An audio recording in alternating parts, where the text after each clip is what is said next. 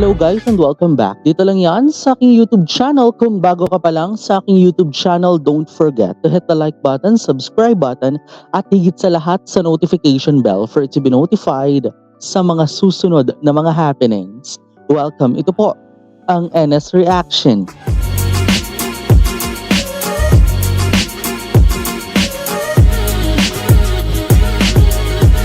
And for today, masasaksihan natin ang 12 ang ika-12 episode ng ating pagtutok. Dito pa rin yan sa Oh My Sunshine Night. Kung maalala nga natin, medyo kinakabahan ako at baka marinig niyo yung pagbahing ko. Kung maalala nga natin nung previous episode, alam mo yon, nasa villa na itong mag-asawa, 'di ba, na si Mr. Katchan at saka si Mrs. Orani. Last nandun din kasama si Rain. Pero syempre may mga na-discover nga rin siya may mga na-discover si Rain na meron palang parang hidden party tunnel, parang ganun ata dun sa parang sa farm ata, 'di ba? So ang tanong, yung farm ba na yon ay joke lang ba? And by the way, highway guys, maalala nga rin natin na parang walang nangyari. Yun yung sinasabi nga dito ni Baybua. Na kung saan ang nakausap niya during that time ay si Payu. Pero ito nga ay matapos yung mga nangyari nung episode number 10 na kung saan nga ay nakita nga ni Baybua na may nangyari ngang kissing scene alongside or with Rain and Payu, di ba? And also, matapos nga ang naging lutuan serye, ito na nga at humantong sa pinaka hindi inaasahan, may kasalanan si Pai nung previous episode. At yon ay patungkol sa pagiging allergic nito sa hipon. Ano pa kaya mga susunod na mga happenings? Tara na't simulan na natin ang ating pagre-react. Ito po ang episode number 12 in 3, 2, and 1. Let's play. เชื่อกันว่าเราสามารถอธิษฐานขอพรจากดาวคู่นี้กันได้ แล้วนายอ่ะอยากขออะไร ถ้าบอกเขาก็ไม่เรียกว่าอธิษฐานนะสิ ใบบัวเตรียมคำพูดมาเยอะมากเลยนะแต่พอเข้าจริงๆแล้วแม่งนึกไม่ออกเลยอะ คุณคชาสายตาแหลมคมจริงๆเรื่องอสังหา ถ้าเป็นคนเก่งใครๆก็อยากเป็นทันแต่ก็เป็นไม่ได้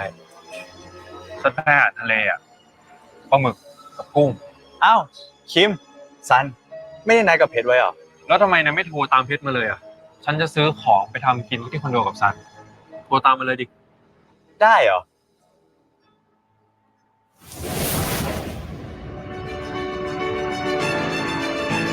The River of No Return, episode number 12. Ayun. ขนมปังกระเทียมมาแล้ว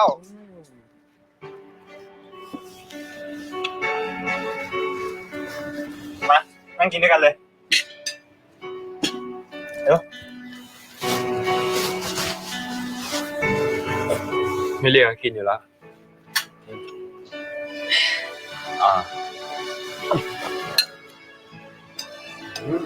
Ang tanong kasi dito, 'di ba? Bakit nagawang bumili ni Pai, 'di ba, nung hipon, at bakit nga ba nakalagay yung hipon doon sa niluto mismo ni 'di ba, ni San, 'di ba? So tuloy tayo sa ไม่กินเลย kwento. ป่ะ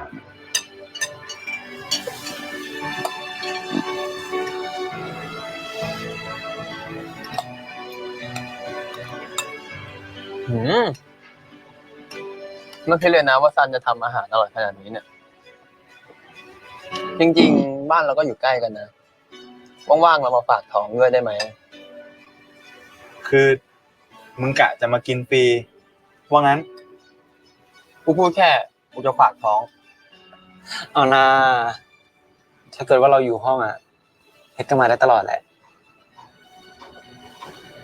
เอาข้ออ้างบ้านใกล้มาผูกเป็นโตเลยหรือไงปล่อยมันไปเถอะคิมปกติแล้วอ่ะ Oh, เพชรมันก็ไม่ shoot. ค่อยจะมีใครคบอยู่แล้วอ่ะ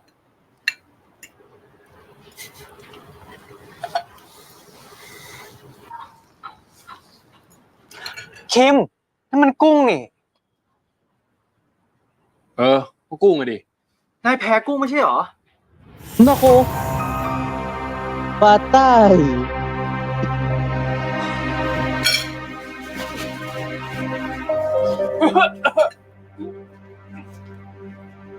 Nakailan na siyang kain nun?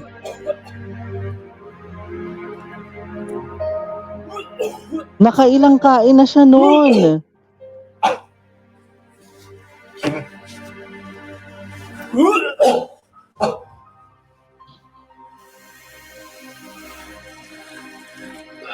นายโอเคใช่ไหมฉันแพ้กุ้งนายคิดว่ามันโอเคไหมล่ะ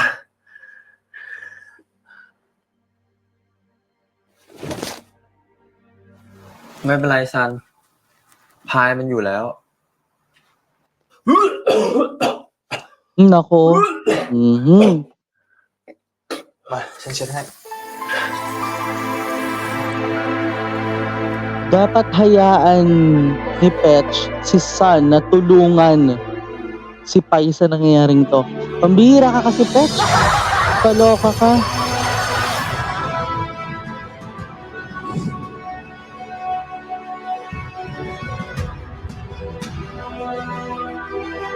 Nako. Nako.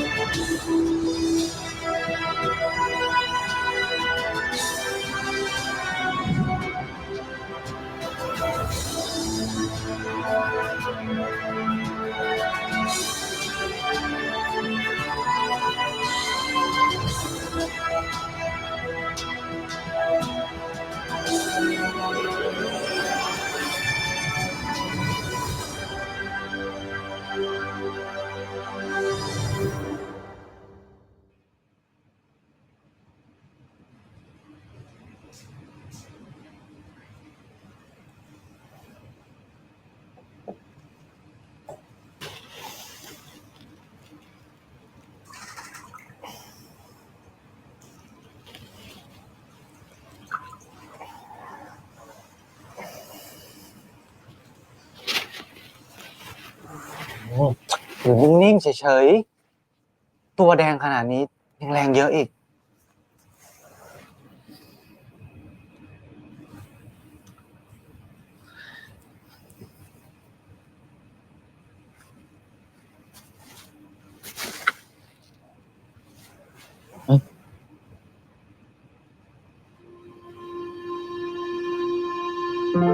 เจ็บไหมอ่ะ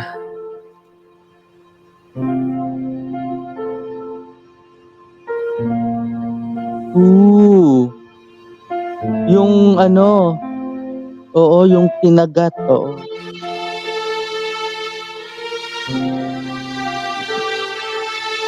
Mukhang malalaman na niya eh. Mm.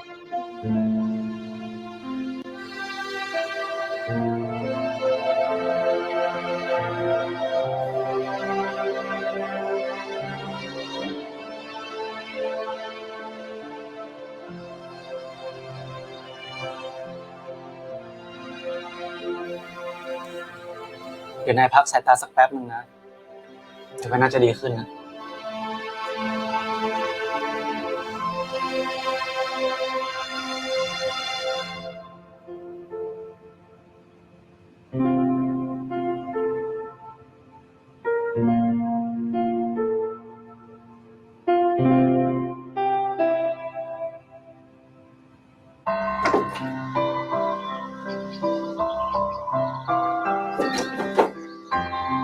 Oh, edi maiba na tayo.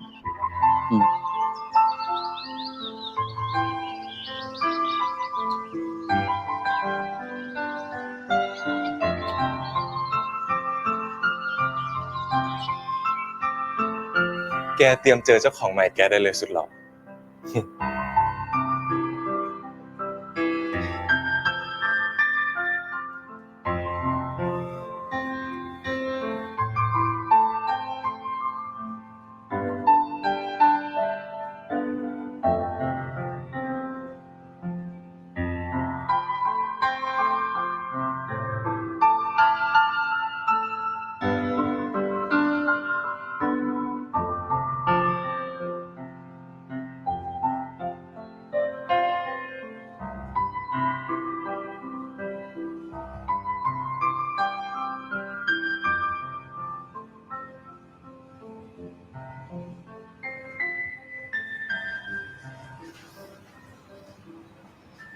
นานจังเลยนะ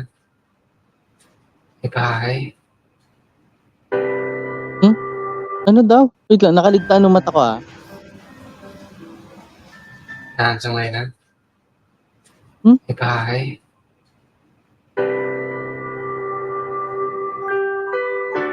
It's been so long.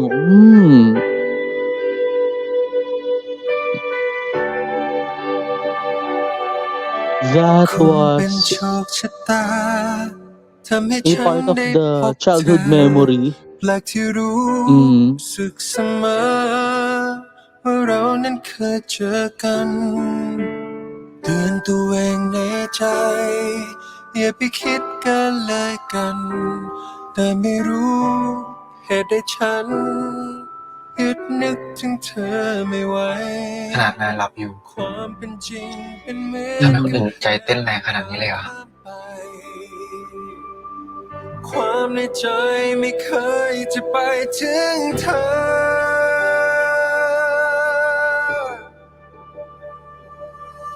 ยิ่งฝืนไม่คิดเท่าไรยิ่งทำให้ใจคิดถึงเธอ ที่เห็นไม่แค่อะไรที่จริงอยากให้เธอใกล้ฉัน อาจมองว่าฉันไม่มีหัวใจ แต่รู้ไหมว่าข้างในรู้สึกมากกว่านั้นไม่พูดว่ารักกัน San, anong gagawin mo, San? ว่าฉันไม่รักเธอ น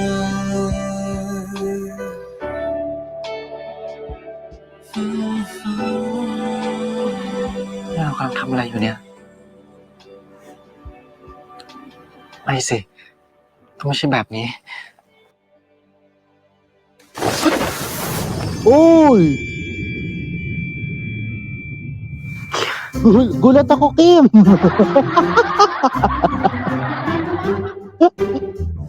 Hala, wala kang kawala!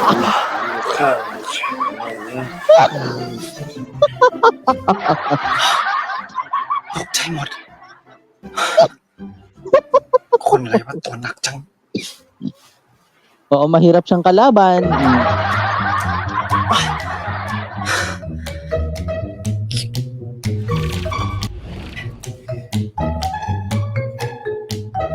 Kaya pa? Kaya pa? Ang bigat niyan.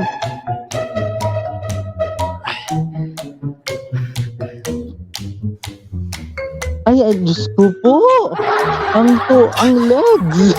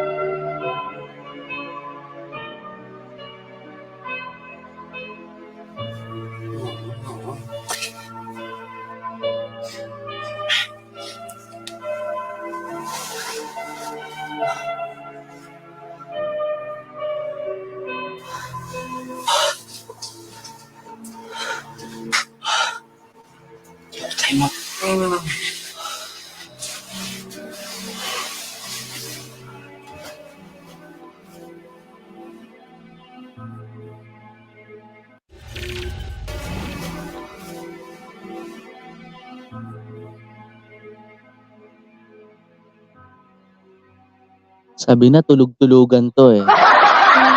Oo.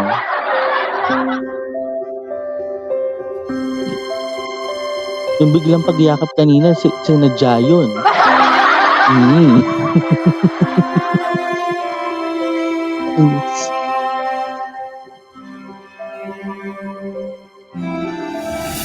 เมื่อกี้ nako. เนี่ยหลับดึกจริงใช่ไหม มายทำอะไรฉันไม่ได้ คงเป็นโชคชะตาทำให้ฉันได้พบเธอและ Ay, ที่ nako, รู้ talaga naman. Diba? Napaka-asyumero mo naman. At saka yung biglang ano ha, Oo, yung biglang yakap, naku hindi natin in-expect yung biglang siyang hinigit, eh, 'no, yung, biglang higit, Oo, parang alam mo yun, alam mo yung feeling na yun na biglang hinigit? Oo. Oh, by the way, Highway, yun nga 'no, nakakainis nga kasi si Pai ang ano ata dun, eh, 'no, oo, ang bumili ng hipon. Knowing na hindi mo alam kung coincidence or something, pero yung kagat dito, oo, yun yung nadiskubre nga niya, and yun yung isa sa mga bagay nga na nakapagpabalik sa kanya siguro sa nakaraan, 'di ba? So by the way, Highway, eto na tayo, ituloy na natin dahil, ano pa kaya yung mga susunod na mga mangyayari, 'di ba, dito sa second, story, sa second part ng ating pagtutok sa kuwento. Dito lang 'yan sa Oh My Sunshine Night. Pero nakita natin kanina si Rain on the matter of, alam mo 'yun, on the matter of the situation na eto, 'no, yung nandun pa rin siya dun sa villa, 'di ba, na galing mismo kay Mr. David. So by the way, Highway, tara na, simulan na natin ang ating pagre-react sa part number 2 in 3, 2, and 1. Let's play. ยิ่งฝืนไม่คิดเท่าไรยิ่งทำให้ใจคิดถึงเธอ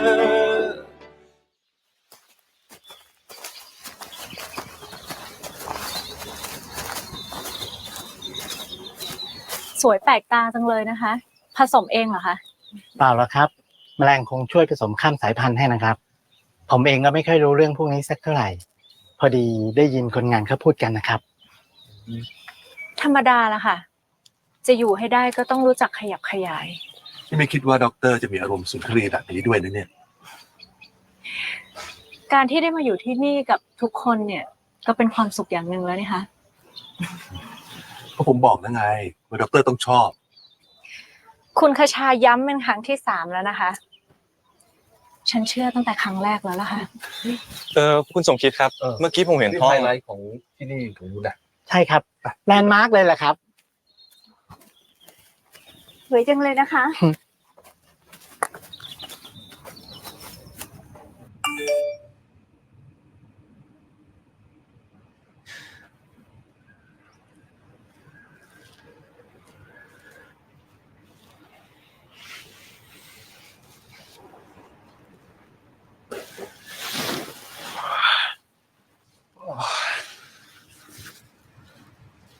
หลับไปเลยอ่ะ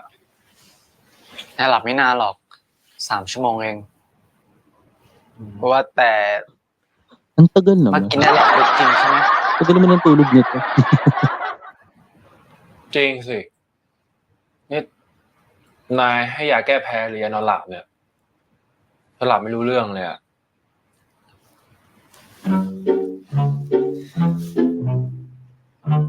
มองอะไรอะ นี่ Nako, นายทำอะไรฉันไม่ได้ บ้าเปล่าคิดอะ asumero ไรของ ka. นายเนี่ย แน่ใจนะ อืม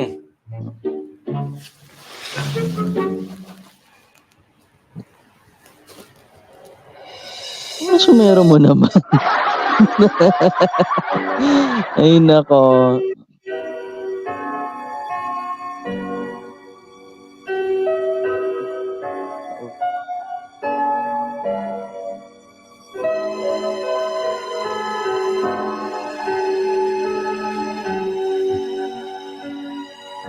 แล้วไป ว่าแต่ นายเป็นยังไงบ้างอะ ก็ดีขึ้นแล้ว โอเค แต่ยังไงก็ขอโทษด้วยนะ ฉันไม่คิดว่าพายเขาจะซื้อกุ้งมาด้วยอะน่าจะใส่ไปตอนที่ฉันขอให้เขาช่วยผัดอะ ช่างมันเถอะไม่ต้องโทษตัวเองหรอก โทษตัวฉันเองเนี่ย ใครใช้เอาใส่ปากอะจริงไหม ยังมีอารมณ์อีกเนาะ Eh, kain nga kasi ng kain kanina, 'di ba? Alam mo yun, talagang kanina nag-worry na talaga ako dun sa kumain kaagad siya nung una. 'Di ba yung unang kain niya nung kanina, sabi ko parang hipon yun. Deep inside talaga, or ano, nakakainis kasi kanina dito, eh. Tuloy tayo.งั้นฉันไปก่อนนะ ว่าแต่นายไหวใช่ไหม ไหวสิ สบาย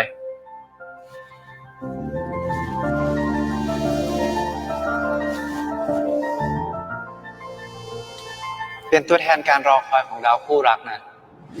ที่จะโคจรมาเจอกันทุกๆ 70 ปี เชื่อกันว่าเราสามารถอธิษฐานขอพรจากดาวคู่นี้กันได้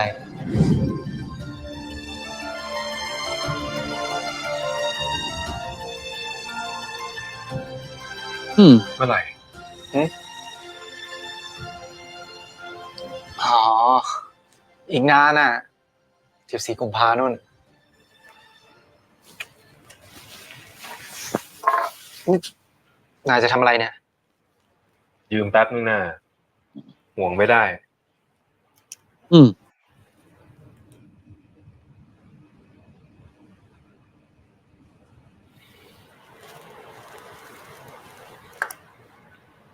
จองแล้วนะ Uy! บ้านะคืออะไร นี่ Ano yung nakalagay?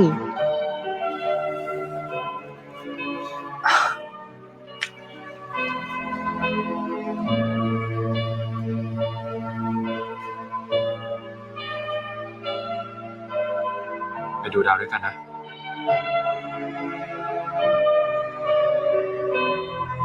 Taray, nakabook siya ng hindi sinasadya, ha?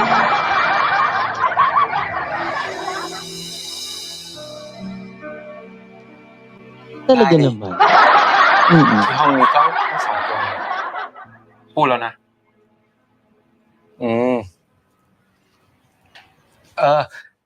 เสื้อนายยังเหลืออยู่เลยอ่ะ เอาของฉันไปใส่ก่อนสิอ่ะ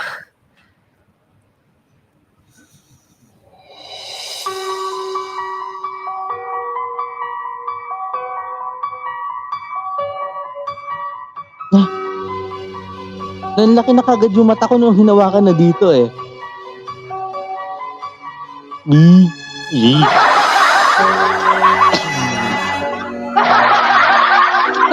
Ba't ganun kiligin si Nate, no? Ay. Ganun kiligin si Nate, no?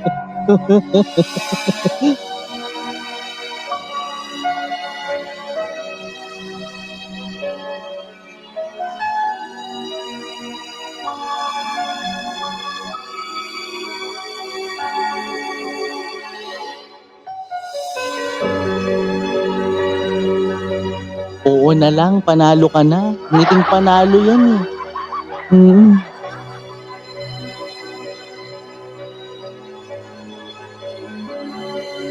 Oo, ngiting panalo ka na, tumigil ka na. Charot lang. อืม เรียบร้อยไหม ครับท่าน ผมส่งเอกสารการโอนเงินจากทางท่านเนี่ย ให้ทางผู้ดูแลมรดกทางอังกฤษเรียบร้อยแล้ว ตอนนี้ที่นี่เป็นของท่าน แล้วก็กันคุณครูเรียบร้อยแล้วครับ ผมและทีมงานทั้งหมด ต้องขออนุญาตออกพื้นที่วิลล่าของท่านเลยนะครับ เอางั้นเลยเหรอ ใช่ครับ พอดีเรามีโครงการอื่นที่จะต้องไปดูแลต่อนะครับ เลยต้องรีบออกจากพื้นที่วิลล่าของท่านเลย โอเค ถ้างั้นผมคงต้องรีบหาคนมาดูแลต่อแล้วสิ งั้นส่วนเรื่องเอกสารที่เหลือพวกสาธารณูปโภคต่างๆ ผมจะให้ลูกชายผมในเลนเนี่ย กับทนายเป็นคนดำเนินการต่อเลยก็แล้วกัน ดีครับ May งาน lawyer แรกก็ siya. งานใหญ่เลยนะ ยังไงก็ต้องมีเรื่องปรึกษาคุณดาอีกเยอะเลยครับ Nako. ดีจ้ะ สำเริงเดี๋ยวพาคณะท่านเนี่ยไปที่ลานจอดทอเลย แล้วก็ขับรถไปส่งดรสุขวัญที่แม่ทะลำปางต่อด้วยนะ ได้ครับคุณสมคิด เชิญครับ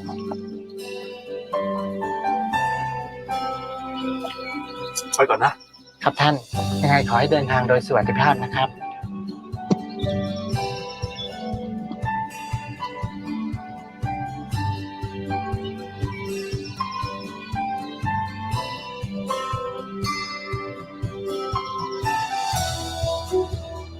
Wait lang, nasabi kanina lang yung salitang helipad. Parang ako yung kinabahan. Oo. Kasi it might relate to what happened in in the dream, 'di ba? เราได้อยู่ใกล้กันแล้ว ฉันจะบอกเรื่องทั้งหมดกับนาย คงเป็นโชคชะตา Ano? ทำให้ฉัน Ito ได้ yung tanong ha. เธอ Ito na yung tanong. Ano yung sasabihin niya dito, 'di ba? After masabi nga na you're booked enough, 'di ba? Bigla siyang nakabook, hindi natin alam ha. At saka alam niyo yun guys, ito na nga no, they are going to the helipad. Tama ba yung term? Helipad. And yun na nga, ano, sa mga nakita nga natin din all throughout the entire run ng episode na ito o ng first half ng episode na ito, nakita natin dito yung alam niyo yung mga discovery di ba? Additional discovery for Sun about Kim's past, no? And din yun yung mga sinabi niya kanina lamang dito sa end ng part dun sa preview, dun sa magiging yung sa masasaksihan natin dito sa part as far as I remember. Oo, kasi medyo mabilis tayo nakalimot agad. Yung previews, yung preview ng alam mo yon ng hindi, yung previous part nga, sorry. Nakalimot. Oo. Pero ito na nga ho tayo mga kaibigan dahil ipagpapatuloy na nga ho natin ang mga kaganapan sa part number 3. Ano kaya ang mangyayari ngayong nakabook na si Sana? Tara na, let's go. Let's play in 3, 2, and 1. Let's play. ยิ่งฝืนไม่คิดเท่าไรยิ่งทำให้ใจคิดถึงเธอ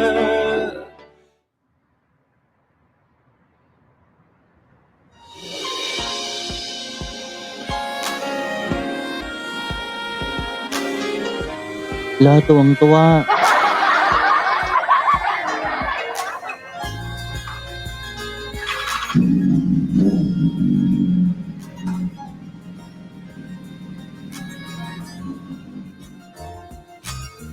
ไม่เจอก็คงไม่รู้อาการที่เรียกว่ารักฉันโดนเข้าไปเต็มใจจากเธอคนนี้ก็อยากจะเรียกให้รัก เราได้อยู่ใกล้กัน Ano แล้ว sumayaw si Nick? ฉันจะบอกเรื่องทั้งหมดกับนาย Ito nga, part number 3. ฉันกลัวเสียใจก็กลัวเสียไปฉันก็เลยยังคิดอยู่คิดไม่คิดว่าทำได้ไหมจะบอกไปหรือจะเก็บไว้อยู่อย่างนี้จะบอกเธอว่ารักเธอ เสื้อนายเปียกอยู่ เฮ้ย นาย จะบอกเธอด้วยเสียงดังๆถ้ารู้ว่าเธอแอบคิด ผมไม่ได้พกเงินสดครับ ทั้งสองใช่ไหมครับ ค่ะ จะรวมกันของพวกคนก็ได้ครับ ค่ะ อย่าหาว่าฉันวุ่นวายเลยนะ ฉันแค่ออกให้ก่อน พี่เขาจะได้รีบปิดร้าน ขอบคุณครับ ขอบคุณค่ะ Di ba? Matulungin. ขอบใจนายมากเลยนะสำหรับทุกอย่าง นายทำให้วงดนตรีชมรมสมบูรณ์ขึ้นมากเลยนะ เวลานายพูดอะไรดีๆแล้วเนี่ย โคตรอบอุ่นเลย เท่สุดๆนายไม่อยากลองมีแฟนบ้างเหรอ คงเป็นโชคชะตาทำให้ฉันได้พบเธอ Taray ha, flashback tayo dun sa first 11 episodes ผมแล้วนะ ผมจะไม่ได้อยู่คนเดียวอีกแล้วพี่ Sabagay kasi alam mo ba, ito yung hindi alam ni ito yung hindi alam ni Kim na matagal nang pinapaubaya since Code Brothers sila ni Sun, 'di ba? Mag-Code Brothers sila ni Reina at ni Sun. Ito yung hindi alam ni ni Kim, 'di ba? Na matagal nang pinapaubaya ang pag-aalaga, 'di ba? O tuloy tayo. ผมเจอคนของผมแล้วครับ พี่เรนถึงเธอไม่ไหวความเป็นจริงเป็นเหมือนกำแพงไม่อาจข้ามไป ความในใจไม่เคยจะไปถึงเธอ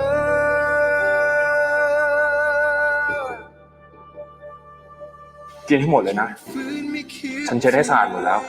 ทำให้ใจ ใจคิดถึงเธอ ฉันอยู่ตรงนี้ ไม่แค่อะไร ฉันจะไม่ยอมให้นายเป็นอะไรเด็ดขาด ฉันสัญญา อาจมองว่าฉันไม่มีหัวใจ Ito mga episode number 10 lang. Tama, EP 10 lang to. มากกว่า Oo. นั้นไม่พูดว่ารักกัน ไม่ได้แปลว่าฉันไม่รัก Kilig na kilig. Masyado ka friend.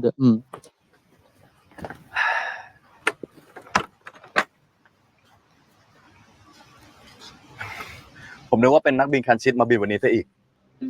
ผมมาแทนคันชิตครับ คุณน่าจะเป็นนักบินผู้ช่วยผม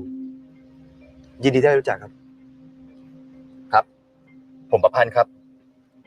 ตามจริงวันนี้ไม่ใช่เวรผมแล้วครับ แต่อยู่ๆก็โดนเรียกมาด่วน แจ้งมาว่าให้ผมเป็นนักบินหนึ่งบินคนเดียว เดี๋ยวผมขอไปเช็คกับออฟฟิศก่อนนะครับ ผมว่า Nako, ไม่เป็นไรหรอกครับ น่าจะมีการเปลี่ยนแปลงนะฮะ วันนี้ลูกค้าระดับซูเปอร์ VIP ด้วย มากันละ ผมไม่อยากให้ช้านะ เดี๋ยวจะโดนคอมเพลน ได้ครับ ยังไงวันนี้บันทึกกล่องดำ mukhang เนี่ย ito yung nasa panaginip. จัดการแทนผมทุกอย่างได้เลยนะ รับทราบครับ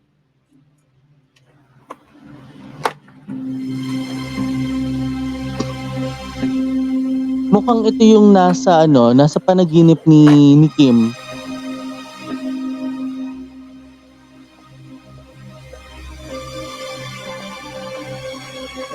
แน่ใจนะว่าจะไม่เข้าตัวเมืองลำปางด้วยกัน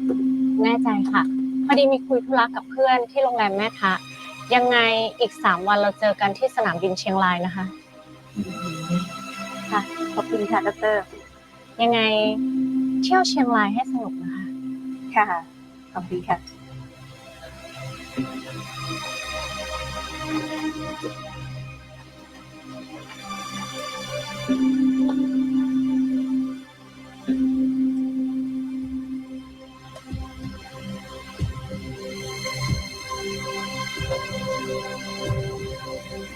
Naku, patay ka. Sabi ko, nakasabwat to eh.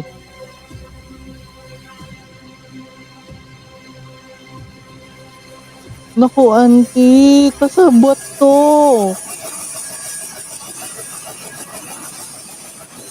At Inday planado ha.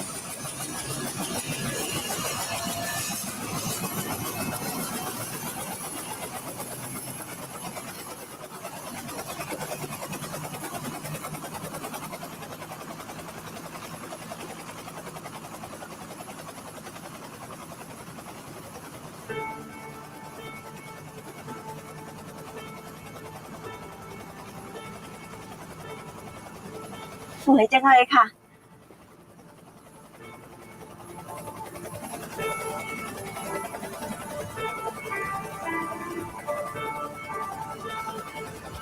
นั่นรถตู้ดร.สุขวัญไม่ได้ไปเส้นลำปางนี่ครับ เห็นดร.บอกว่าจะไปแม่ทะนะ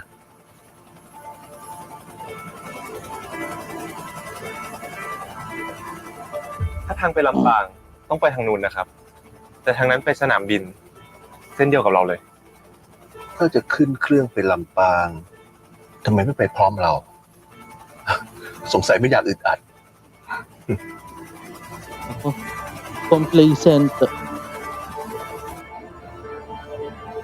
ไปสนามบินเชียงราย ขับเร็วๆหน่อยนะ ครับช่าง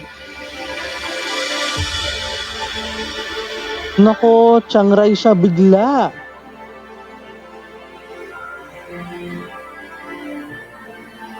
Oh no.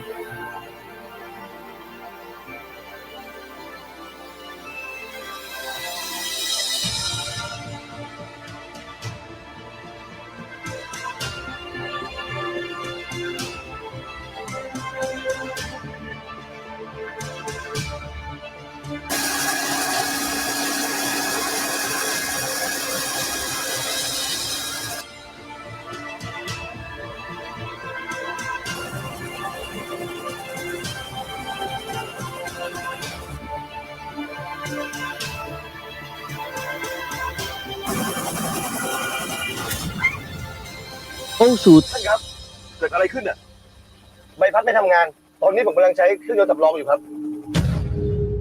Nako! OMG.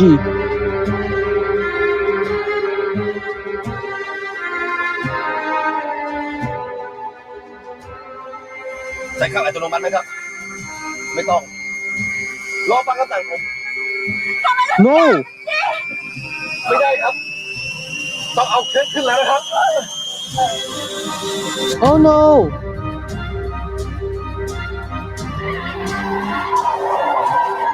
Oh shoot! Ah!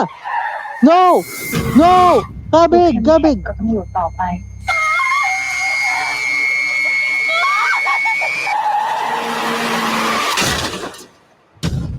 Oh shoot! ลาก่อน Oh no!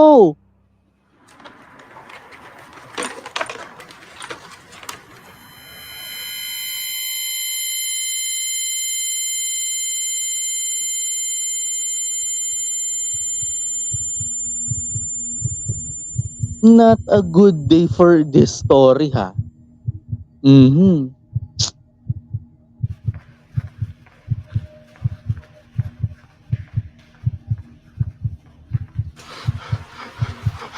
ขอโทษนะครับ พายุ ด้านหลังโรงพยาบาลเกิดอะไรขึ้น ไม่ใช่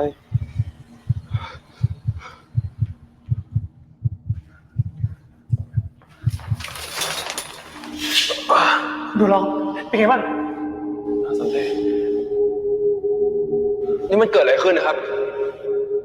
ทำไมผมถึงมาอยู่ที่นี่อ่ะ คุณหนูลองขับรถชนครับ Kahit motor? Motor yun, ha? มีใครเป็นอะไรหรือเปล่าครับ ไม่มีครับ ผู้หญิง หน้าเลย ไม่น่าเลยจริง Oh shoot! ผู้ชาย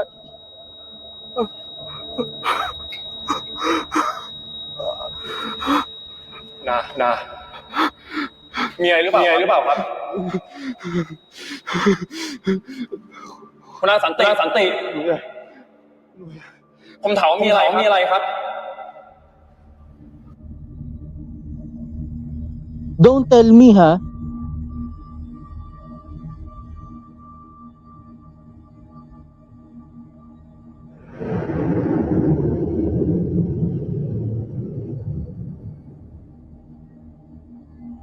พี่พายุ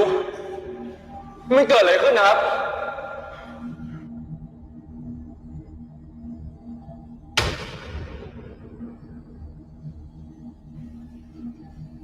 บอกผมมันเกิดอะไรขึ้น Oh shoot! ผู้หญิง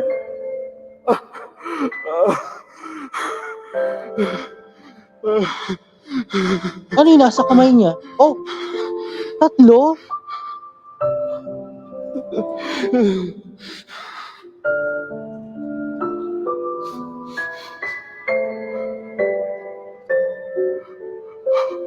Pusat. Ano? Oh no.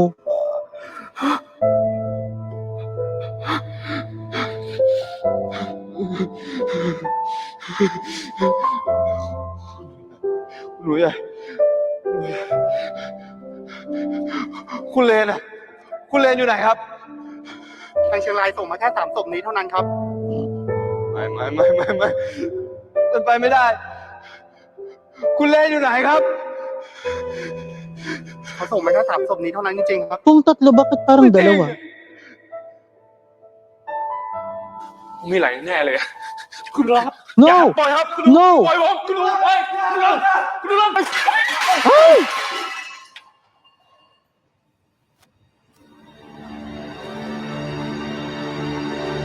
หยุด Oh shoot! โห ไปซื้อวิลล่า เล่นใส่นาฬิกาเรือนใหม่ซะด้วย Ito yung tatay.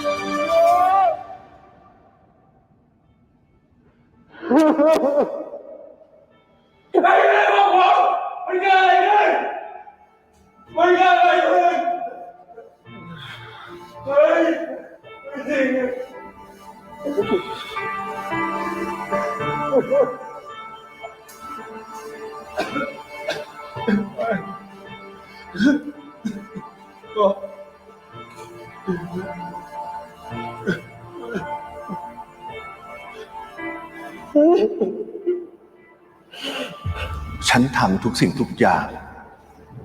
เพื่อพวกแกสองคน แต่แกอาจจะมองว่าฉันไม่เข้าใจแก แต่ถ้าแกเป็นฉัน แกจะเข้าใจฉัน จะพยายามครับพ่อ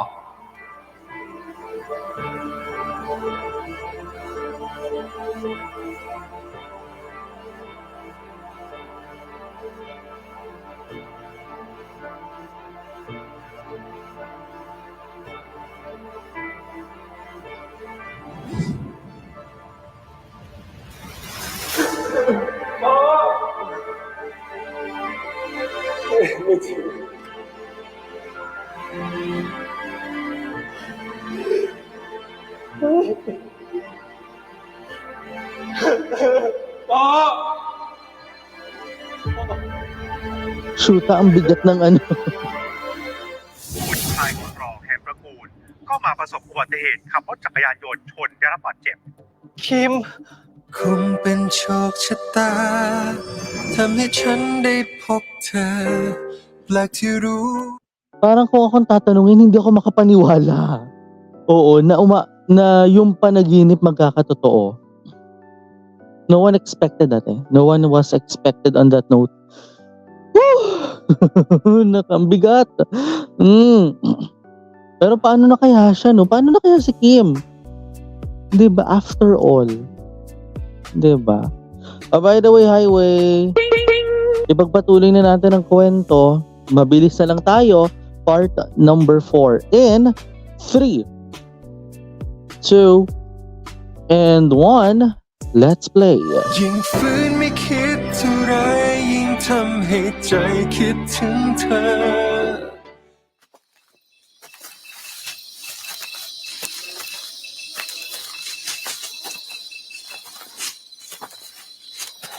เจอไหม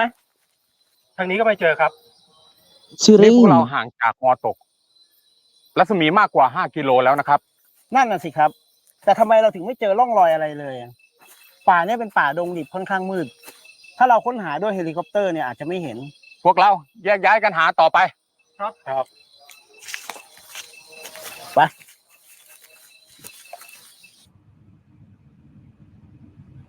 Kasi dalawa lang yung nakita dito eh. Yung isa hindi pa. ทำไมไม่มีใครเจอพี่เลน ที่จุดเกิดเหตุไม่มีใครเจอคนหนูใหญ่เลยครับ ทำไมครับ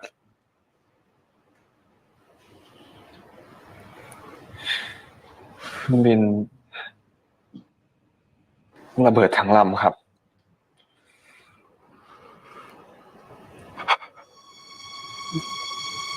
แล้ว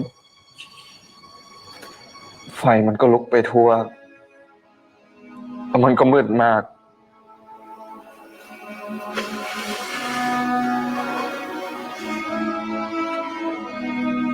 จะไปถามหาพี่เลน คุณหนูครับคุณหนู Wag! ตอนนี้ทางการตามหาคุณเลนอยู่ครับ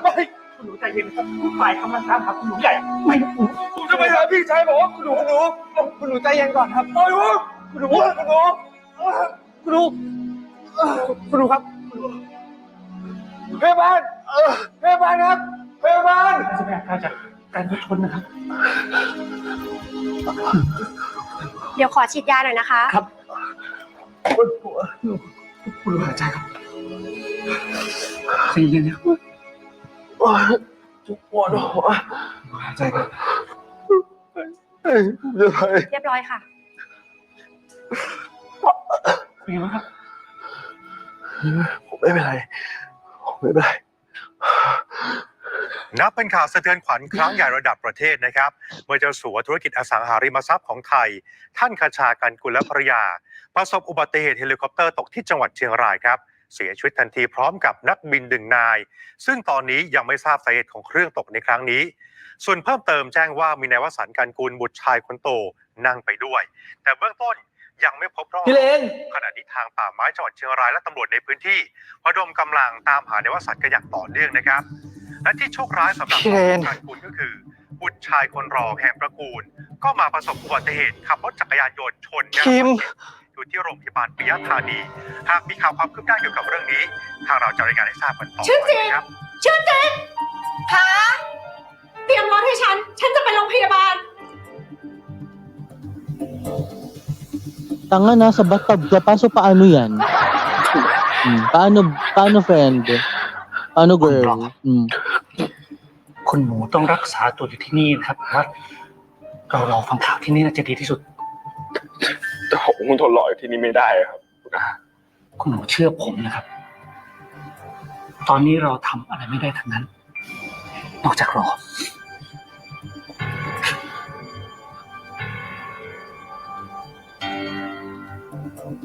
เป็นอย่างที่คิดเอาไว้ค่ะ มันมีเลือดข้างอยู่ข้างในตอนที่ได้รับอุบัติเหตุรถชน แล้วจะส่งผลยังไงครับ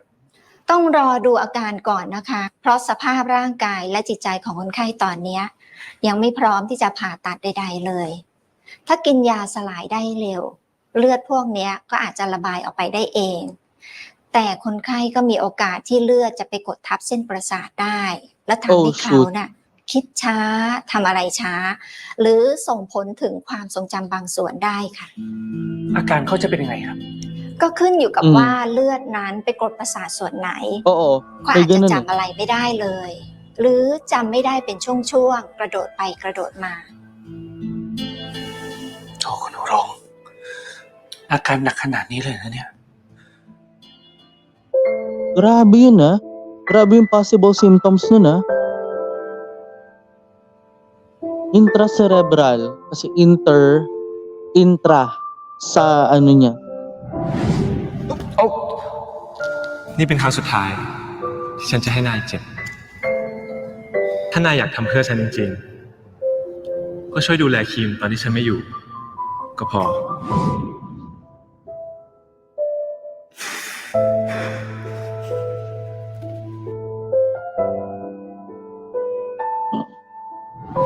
ไอ้นี่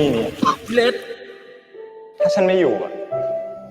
นายก็ต้องหัวเราะแบบนี้นะ Pero sana hindi mangyari yung dalawang to ha, yung memory loss at saka yung jumbled memory niya. As what the doctor has said earlier. Di ba? สบายมากพี่ ไม่ต้องห่วง ฉันต้องกลับมาแข่งดำน้ำแก้มือกับแกใหม่แน่น้อง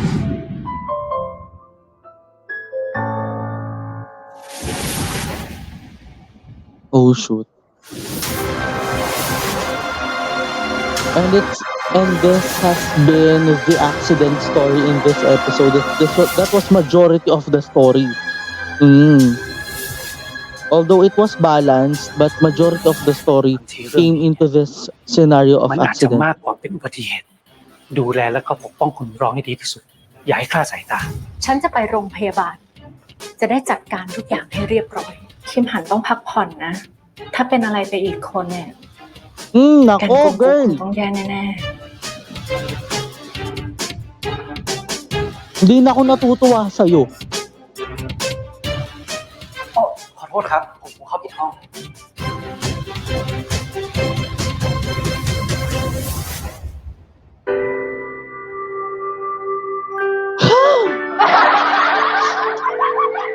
Ano Pwede bang ayoko mag-talk? Ayoko mag-talk ng mga bad words kasi NS channel to eh. Nasa YouTube tayo. Naka-live stream. Naka-premiere tayo. Kaloka. Pinagplanuhan pa to ha. Ito yung halatang pinagplanuhan eh. Teka. Yung isang pilot namatay. Yung isa, nag-skydiving mag-isa? Diba? Pwedeng nung magka-crash na pwede siya yung umalis dun eh. Ang tanong, ito yung tanong ngayon. Diba? Ito yung common question of the night or of this video. Nasaan si Rain as of this moment? Diba? We're entering to the last 6 episodes, I think. Yeah. Tapos na tong Tama no? Tapos na tong 2/3 ng story. Diba? 18 episodes tama. So 6, 12, 18, tama. Oo. So, grabe. Alam mo, halatang-halata ako talagang patagal ng patagal, pa-intense. Hindi natin alam where is Rain as of the moment. Pero sana mahanap. Diba? Nakakaawa yung posibleng mangyari sa kanya dito. Napansin natin yun doon sa mga sinabi ng doktor kanina. Diba?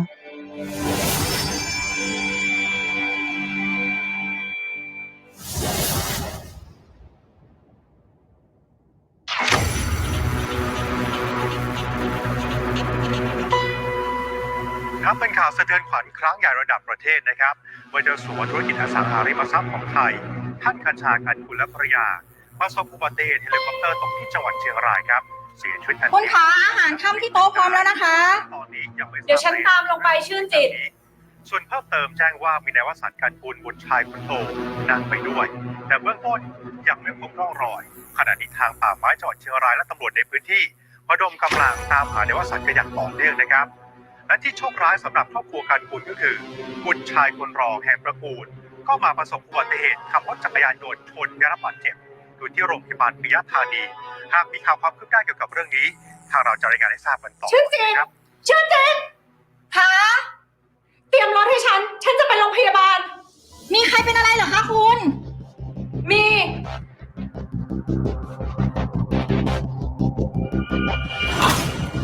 Hindi mo pa binasa, girl, para ikaw yung magkasugat, di ba? Gaga ka ng taon. So, nagkatotoo yung panaginip. Pinagplanuhan ito. Di ba? There will be a damage on Kim. Di ba? Doon sa mga nabanggit nga kanina, possible siya magkaroon ng memory loss, jumbled memory due to intracerebral hemorrhage sa loob. So iba yung inter kasi, iba yung intra. Diba? Intra ito. So medyo mas ewan ko lang kung tama ha. Oo, parang mas magandang mag-Google ngayon dito sa video, dito sa part na ito para alam natin no, yung alam mo yun, para malaman natin yung difference talaga nung ayan. Ay, talagang intra lang pala. Okay, sorry. So yung intracerebral hemorrhage as what was mentioned pala according to so wala palang inter. Pasensya na. Oo. So ang pinagkaiba pala nito hindi pala pinagkaiba, yung meaning pala nito. Ayun.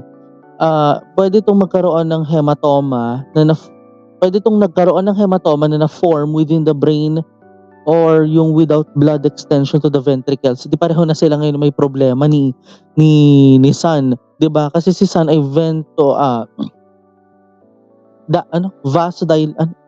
tama ba? Wait lang, nalimutan ko ulit yun. Vasoconstriction. Ayun. Si San ay may problema sa vasoconstriction. Si naman ay intracerebral hemorrhage or ICH, which is ito yung isa nga sa tinuturing na subtype ng stroke. Yun nga lang, the problem was from what was mentioned parang may blood clot na nabuo according to this scenario. Pero still, abangan natin kung paano itong magiging problemang ito, kasi kahit alam mo yun, nakita natin kanina yung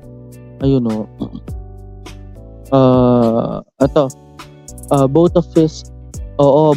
of physical and mental condition, tama ba? Tama. Both physical and mental condition are not ready for any surgery. Yun yung sinabi nga nung doktora kanina. To protect the blood clot, parang di ba? Dahil nga dun sa parang another potential stroke that I've heard. Oo, yun nga. Yung lethargic or confused, lethargic. Gusto ko malaman yung lethargic Ibig sabihin nito is more of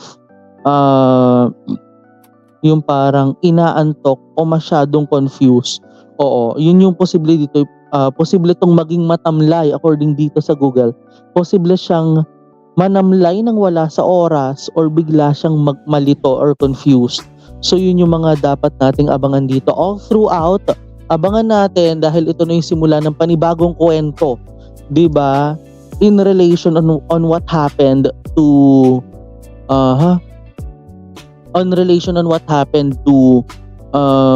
Kim, 'di ba, on his accident. Ang tanong na lang dito, nasa na kaya si Rain? 'Di ba? With all of this situation, talaga bang found dead? Kasi pwede siyang i-deklarang patay na kaagad dahil nga hindi na siya mahanap.